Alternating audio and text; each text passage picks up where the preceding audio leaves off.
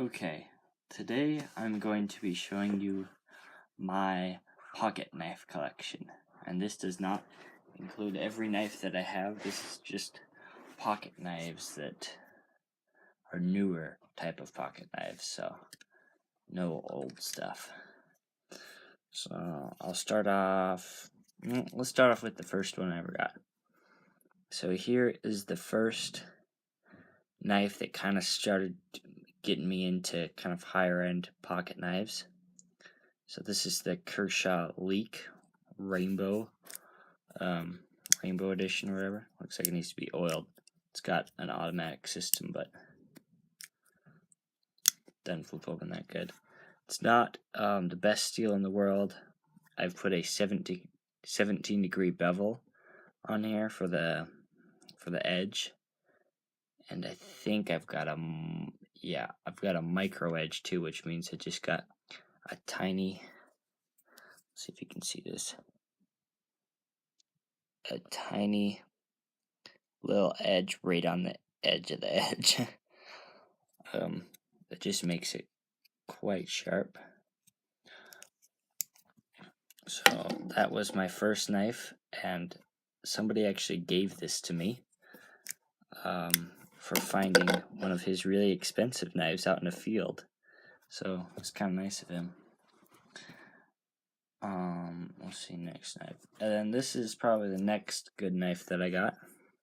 This is the Benchmade Giptilian. I've made my own pocket clip because I didn't like the one that came with it, and I've also polished all of the hardware, which is the screws. I actually detailed some work in this screw right here, and I've taken the black BK coating off the blade. It used to be some black coating, and I stonewashed it so it looks like that. And this is a pretty nice knife. It's about, I think it's about $80, $90.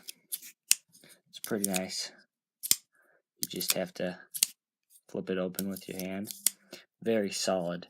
This access lock is a very, very solid lockup. It's a nice little knife. The only reason I don't really like it is because it has serrations. I just don't like serrations, and you can't really sharpen them. Oh yeah, while I'm at it, now I think these are kind of limited now. These cost about $70, I think.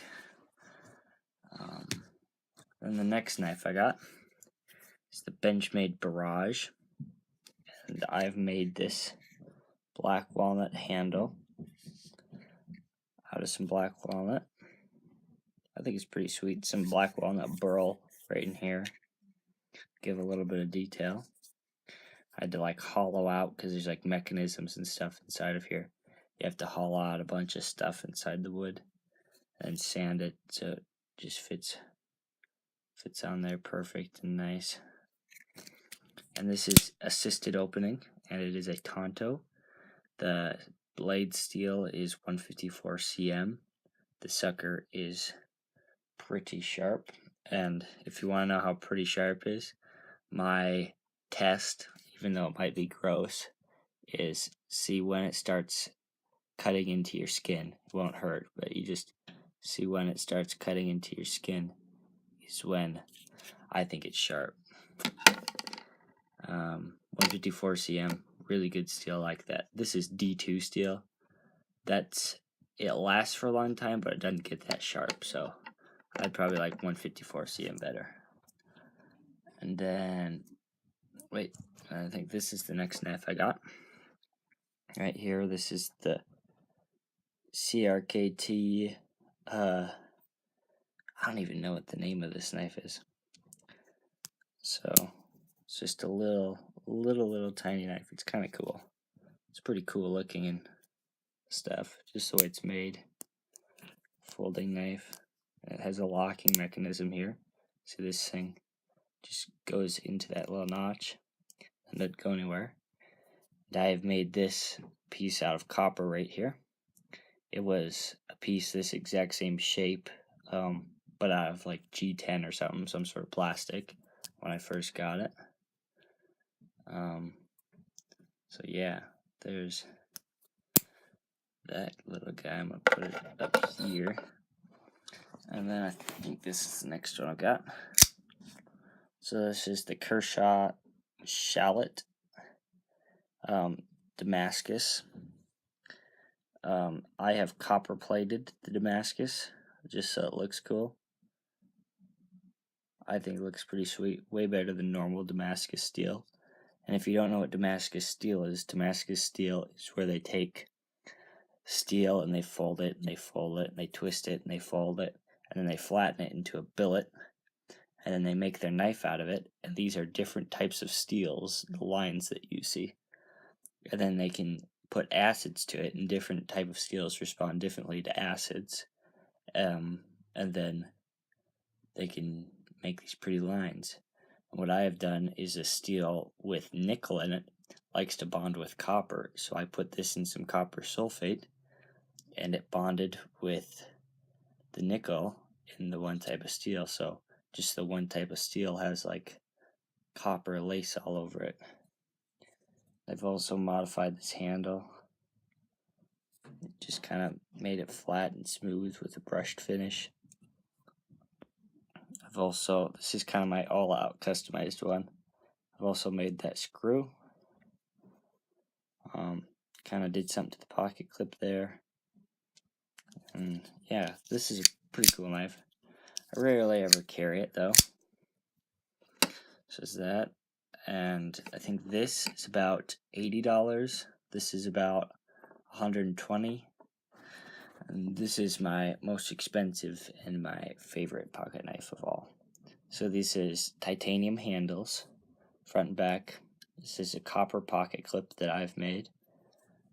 Polished stainless steel hardware, red anodized aluminum backspacers, and it is a flipper, which means it has a little tiny, I don't even think you'll probably be able to see it, a little tiny ball on the inside of this, and this is constantly pushing down on the blade, this chunk of titanium right here. And so when you push this, it starts to build up pressure on that ball, and then once the pressure breaks, it has enough to completely fling it out all the way. And this is on ball bearings. There's actually ball bearings inside of there. You might be able to see, kind of. So, flips real nice. It is the most rock solid knife that I've ever had, and it's quite light since it's titanium. It's about one of the lightest knives I have. And the grip, the ergonomics of it are just amazing. Like, it's perfectly balanced right to where your finger sits right there, and you can get like a nice full grip on it even though it's kind of small. You can really work with it. And this is S30v Steel, I'm pretty sure. I like this probably the most out of all my steels. It gets the sharpest. It doesn't stay the sharpest so long, but boy does it get sharp. It's about the sharpest knife that I have. And yeah, there you go. That's my pocket knife collection.